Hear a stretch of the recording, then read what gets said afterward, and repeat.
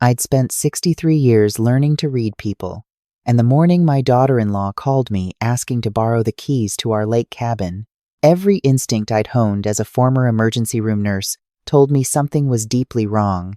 If you're watching this, please subscribe and let me know where you're watching from. I promise by the end of this story, you'll understand why a mother should never ignore the feeling in her gut, no matter how many times people tell her she's overreacting. Gloria, hi, it's Vanessa. Her voice was pitched too high, too bright, the way patients used to sound when they were hiding pain behind a smile. I was wondering if the cabin in Blue Ridge is open this weekend. Danny's been so stressed with surgeries. I thought a little mountain air might do him good. I set down my watering can in the garden and wiped my hands on my apron. My son Daniel had indeed been exhausted lately. At 38, he was one of the youngest chief orthopedic surgeons at Emory University Hospital. And the pressure showed in the weight he'd lost, the calls he forgot to return, the way his laughter had started sounding hollow when we had our Thursday night dinners. That sounds like a lovely idea, I said carefully. But Daniel didn't mention anything about a trip when we spoke yesterday. Oh, it's a surprise. You know, Danny, he'd never take time off unless someone forced him. Vanessa laughed. That musical laugh that had charmed my son 7 years ago at a hospital fundraiser. She'd been a pharmaceutical sales rep then, gorgeous and confident in a red dress that made every head turn. Daniel never stood a chance. And the children? I asked. Are Sophie and Ethan going too? A pause. Just a beat too long. Actually, my sister offered to take them for the weekend. Give Danny and me some alone time. You understand. I understood more than she realized. I understood that my granddaughter, Sophie, who was 7 and sharp as a scalpel, had told me last Thursday that Mommy goes out at night when Daddy works late and doesn't come back until morning. I understood that my 4-year-old grandson, Ethan, had started wetting the bed again, a classic stress response in young children that my nursing background recognized immediately. And I understood that in the past 6 months, Vanessa had canceled 3 of our Thursday dinners, always with elaborate excuses that somehow never quite added up. Of course, I said evenly. The key is in the usual spot, under the blue flower pot by the side door. After hanging up, I sat in my garden for a long time, watching the hummingbirds fight over the feeder. My husband Richard had built that feeder the summer before his stroke 3 years ago. He'd been a contractor, a man who built things that lasted, and he'd built a family the same way, solid, dependable, meant to endure. Watching it fracture from the inside out would have broken his heart. I picked up the phone and called my daughter. Olivia, it's Mom. How soon can you come over? We need to talk about Daniel and Vanessa. My daughter Olivia was 4 years younger than Daniel, a forensic accountant in Atlanta who could smell financial fraud the way a bloodhound smells a trail. She'd never warmed to Vanessa, though she'd been polite enough to keep her reservations to a tight-lipped smile at the wedding. She arrived within the hour, her laptop bag slung over one shoulder, and her reading glasses already perched on her nose. What's going on? I told her about Vanessa's call, about Sophie's comment, about the growing list of small inconsistencies I'd been cataloging in my mind for months, the new designer handbags that appeared and disappeared from Vanessa's closet, the way she'd started guarding her phone like it contained nuclear codes, the mysterious charges on the joint credit card that Daniel, buried in 14-hour surgery days, never had time to scrutinize. Olivia listened without interrupting, her expression hardening with each detail. When I finished, she opened her laptop. Mom, do you still have access to Daniel's financial accounts? The emergency co-signer arrangement from when Dad died? I do. Daniel insisted on keeping me as backup on everything after we lost your father. Said he wanted someone watching over things, in case he ever couldn't. Good. Because I think we need to look at those accounts right now. What we found over the next 2 hours made my blood run cold. The joint savings account that should have held over $200,000. Daniel's careful accumulation from years of surgical practice contained $11,000 and change. The home equity line of credit had been drawn down by $160,000. There were recurring transfers to 3 different apps I didn't recognize, sometimes $5,000 in a single night, sometimes 10. Olivia's face was white. Mom, these are gambling platforms. Online casinos and sports betting apps. Someone's been hemorrhaging money through these accounts for at least 8 months. Could Daniel be doing this? I asked, though in my heart I already knew. Danny? The man who agonizes over buying a $40 bottle of wine? She shook her head. These transactions happen at 2, 3, 4 in the morning. Danny's in surgery by 6 most days. He's asleep by 10, so Vanessa. Olivia turned the laptop toward me and pointed at the screen. Look at this.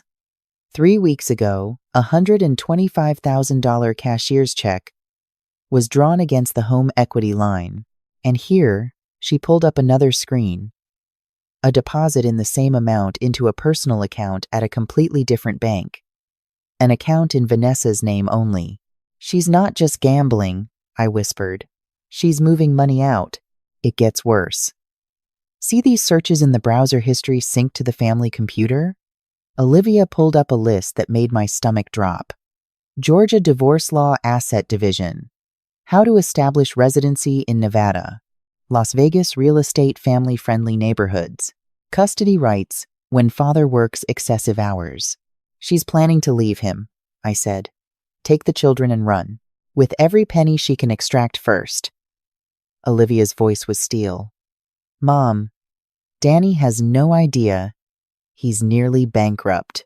If she serves him divorce papers before he discovers the financial damage, she could claim he was financially negligent. She's been building a narrative. The overworked, absent father. The lonely, neglected wife. It's textbook. I closed my eyes and saw my son's face. The way it lit up when Sophie showed him her drawings. The way he held Ethan on his shoulders at the park every Sunday morning without fail. Daniel was many things. Driven, sometimes too dedicated to his work, occasionally forgetful about anniversaries. But he was a devoted father who had never once put anything above his children's well-being. What do we do? I asked. We protect him, Olivia said. Starting right now, but fate, as it often does, had other plans for our timeline. The next morning, a Wednesday, I was driving to Daniel's house with a casserole and a carefully rehearsed speech about what Olivia and I had discovered. I'd barely slept, tossing and turning over how to tell my son that his wife had secretly destroyed them financially. I was 3 blocks from his house when my phone rang. Mrs. Patterson? This is Dr. Reeves at Emory University Hospital. I'm calling about your son, Daniel. The casserole dish hit the passenger seat floor and shattered. I don't remember pulling over. I just remember the words cardiac arrest. Collapsed in the OR. Currently stabilized but critical. I drove to that hospital faster than I'd driven anywhere in my life. At the nurse's station, a young woman whose name tag read Keisha looked up with sympathetic eyes. Daniel Patterson, I said, my voice barely holding. I'm his mother. She checked her computer. Room 612. ICU. He's stable, but sedated. His emergency contact was notified about an hour ago. His wife? Yes, ma'am. We called Mrs. Patterson at 10:47 a.m. And, Keisha hesitated. We haven't been able to reach her. The number goes to voicemail. I walked into room 612 and found my son alone. Monitors beeping. Oxygen mask over his face. IV lines threading into both arms. The strongest, most capable man I knew, reduced to this fragile figure in a hospital bed with no one beside him. No wife holding his hand. No one there but the machines keeping watch. I pulled a chair to his bedside and took his hand, pressing my lips to his knuckles. I'm here, baby, I whispered. Mama's here. Then I pulled out my phone and called Olivia. Danny's in the ICU. Heart attack. He collapsed during surgery. Vanessa is unreachable. Get here now. While I waited, I tried Vanessa's phone myself. Straight to voicemail. I tried 3 more times. Nothing. On the 5th attempt, I opened her Instagram, something Sophie had shown me how to use last Christmas. The most recent post was from 40 minutes ago. Vanessa, radiant in a sequined dress, champagne tower behind her, surrounded by flashing lights and slot machines. The geotag read, Bellagio Resort and Casino, Las Vegas, Nevada. The caption, sometimes you just gotta bet on yourself. Vegas, baby. I stared at the photo for a full minute. My son was lying in intensive care with a heart that had nearly stopped, and his wife was in Las Vegas, not at the lake cabin in Blue Ridge, not on a surprise getaway with her stressed husband. In Las Vegas, alone, gambling away whatever was left of his money, while he fought for his life in a hospital bed 600 miles away. Something cold and hard settled in my chest. Not grief, not shock. I opened my banking app and began. Joint checking account, frozen. Joint savings, frozen. Home equity line of credit, suspended pending review. Every credit card where Vanessa was listed as an authorized user, reported, compromised, and deactivated. The emergency fund I'd established for Daniel after Richard died, $100,000 meant for catastrophic circumstances. I changed the access codes and removed Vanessa's name entirely. In 17 minutes, Vanessa Patterson went from a woman celebrating in Las Vegas to a woman stranded in Las Vegas, with nothing but whatever chips she had left on the table. Olivia arrived at the hospital within the hour, took one look at Daniel, then at my face, and said, "What did you do?" "Everything I needed to," I replied. And then I showed her the Instagram post. My sister's mouth formed a thin, furious line. "That lying, thieving." "Not here," I said, nodding toward Daniel. "He can probably hear us." We stepped into the hallway, where I filled Olivia in on everything. She nodded grimly, already making calls.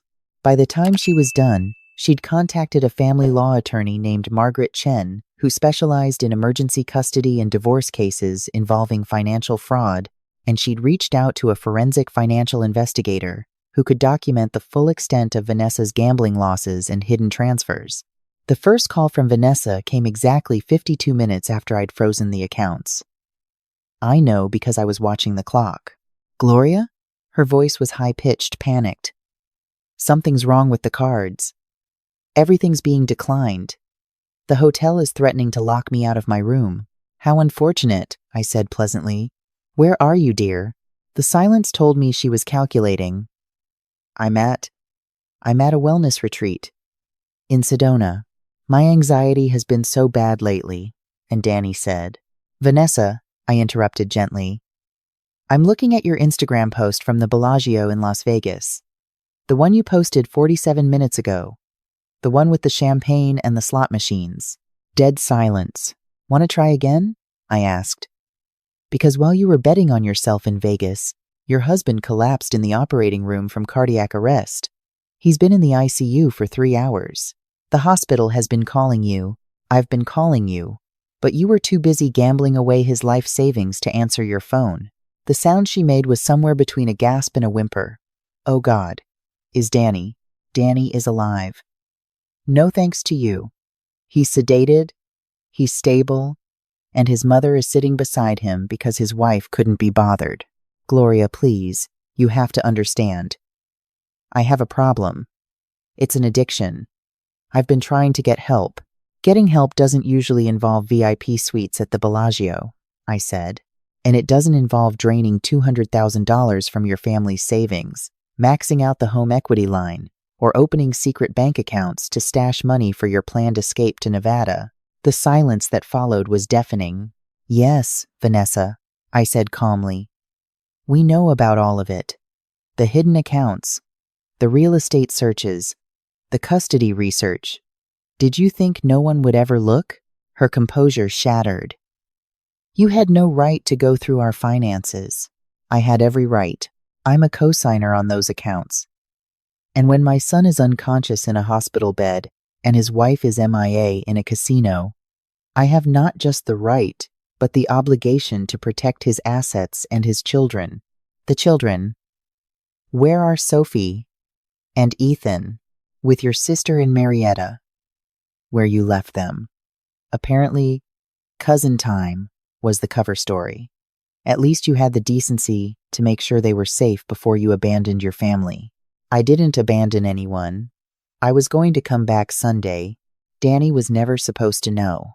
Well, Danny's going to know everything, I said, because when he wakes up, he's going to find divorce papers waiting, full documentation of your financial fraud, and a temporary custody order giving him sole care of those children. You can explain yourself to a judge. I hung up and turned off my phone. Then I walked back into Daniel's room, sat beside my son, and held his hand until the sun went down. Daniel woke up the next morning. His first word was my name. His second question was about the children. His third was about Vanessa. She's in Las Vegas, I told him, because he deserved the truth, and because he was stronger than anyone gave him credit for. I watched my son's face as understanding settled over him like a winter frost. Not shock, I realized with a start. Recognition. How long have you known? I asked. Known for certain? About 2 weeks. Suspected for months. He stared at the ceiling, his jaw tight. I found a credit card statement she'd hidden. $37,000 in charges at online casinos in a single month. When I confronted her, she broke down crying, swore it was a one-time slip, promised she'd go to Gamblers Anonymous. And did she? She went to 2 meetings. Then told me she was cured. He laughed bitterly, which turned into a cough.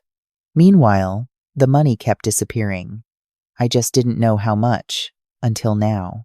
I told him about the home equity line, the secret accounts, the Las Vegas real estate searches.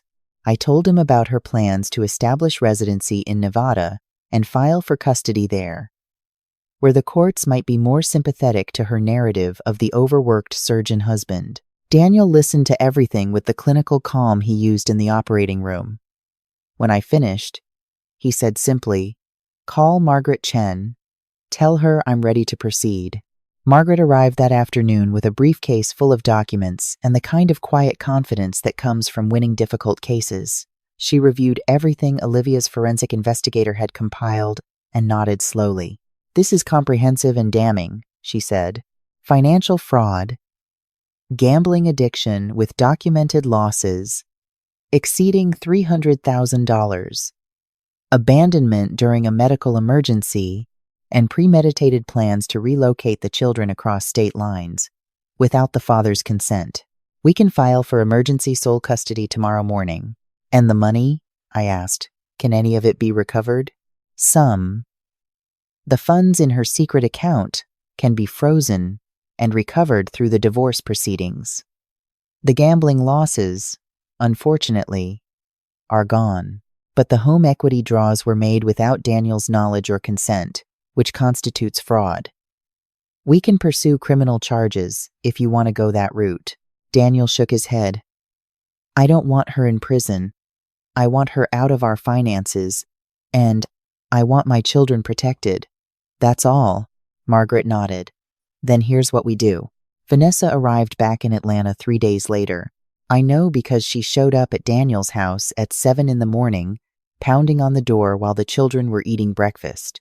I opened the door calmly, blocking the entrance with my body. "Good morning, Vanessa." She looked terrible.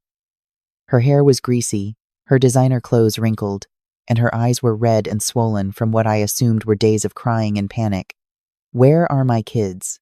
"Inside, eating pancakes, having a normal, stable morning." "Let me in. This is my house."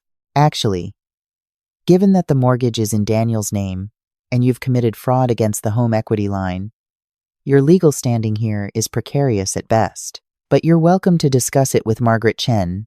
She's expecting your call." Vanessa tried to push past me. I didn't budge. 30 years of moving patients in the ER had given me a sturdiness that surprised people who saw only a 63-year-old grandmother. "Mommy?"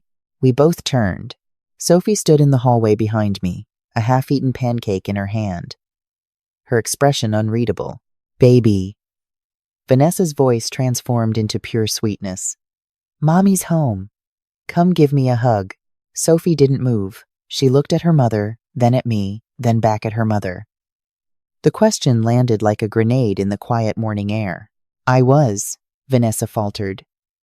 I was traveling for work, sweetheart. Sophie shook her head slowly. You don't have work anymore.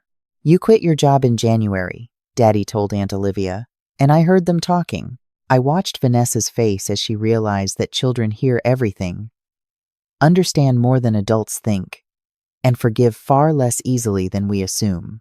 Sophie, baby, grown-up things are complicated. Were you gambling again? Sophie asked. The word hit like a thunderclap. Again. This 7-year-old knew about the gambling. How long had she known?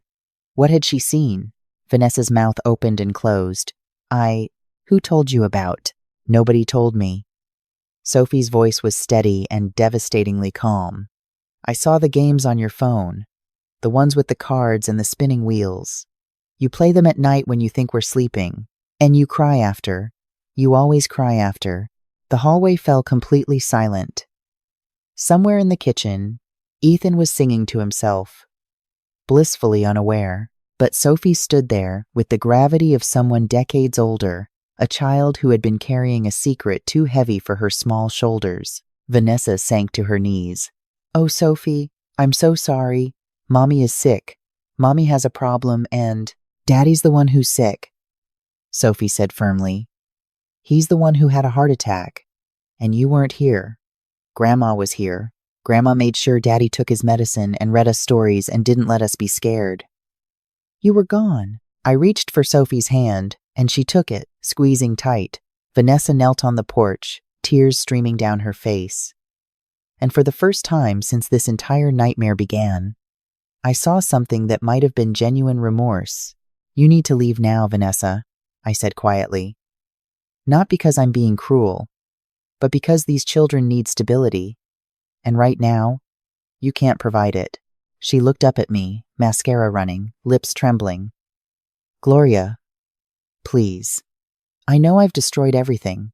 I know I don't deserve forgiveness, but I love my children. I love Daniel. I'm sick, and I need help. And I'm begging you, then get help, I said. Real help. Not 2 meetings and a declaration that you're cured. Inpatient treatment. Commit to recovery. Show the court and show your children that you're willing to do the hard work. That's the only path back to any of this. Vanessa stared at me for a long moment, then nodded slowly. She stood, wiped her face, and looked at Sophie one more time. Mommy loves you more than anything in this world, Sophie. I know I haven't shown it, but I'm going to try. Sophie watched her mother walk back to the taxi, waiting in the driveway. Then she turned to me and said, Do you think she means it this time, Grandma? I knelt down to her level. I don't know, sweetheart. But I know that you and Ethan and Daddy are going to be okay no matter what. Because you have people who love you and will never leave you. Sophie considered this with her usual seriousness. Okay, she said. Can I finish my pancakes now? Over the following weeks, Daniel's recovery progressed steadily. He was home within days, grumbling about dietary restrictions and itching to get back to the hospital. Both signs that his spirit was intact, even if his heart needed healing. Margaret Chen's legal work moved swiftly and decisively. The emergency custody order was granted without contest.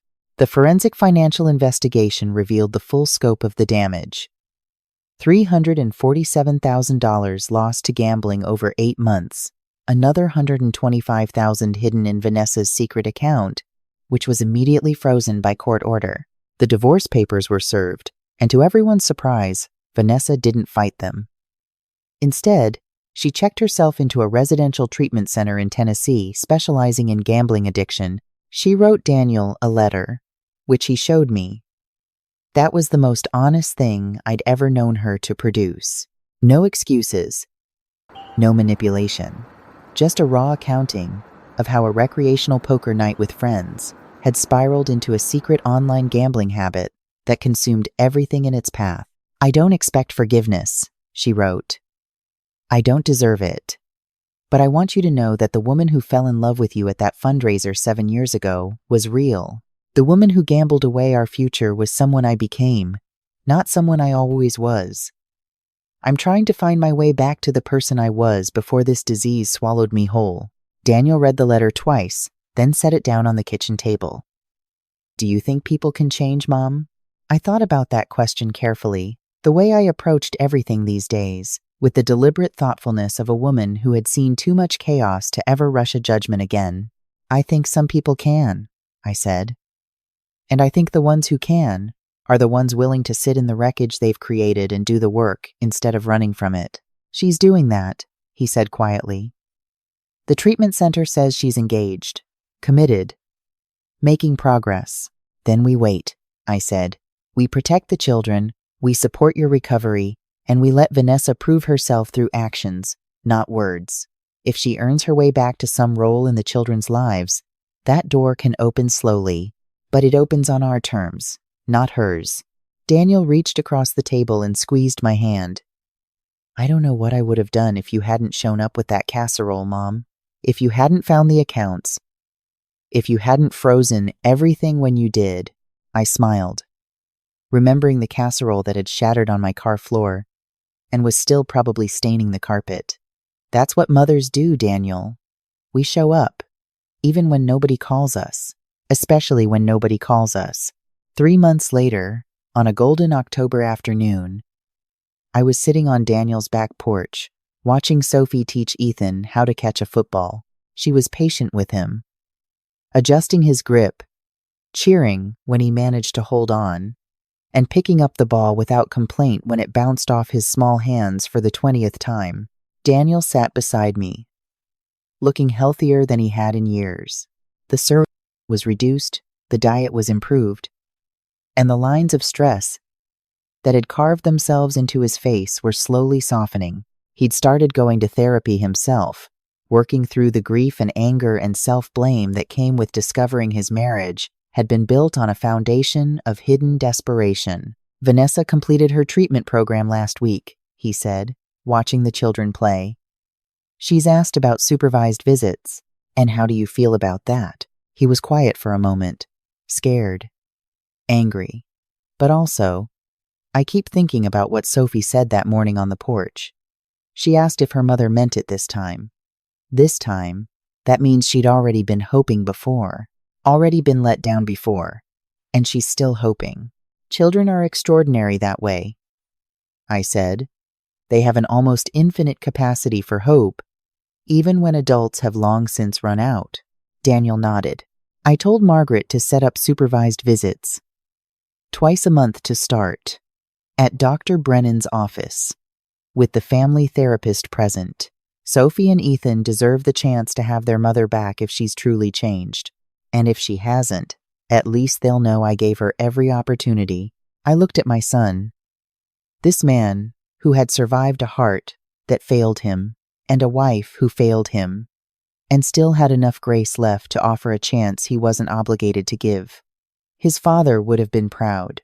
I was proud. Daddy! Ethan came running across the yard, football clutched triumphantly against his chest. I catched it.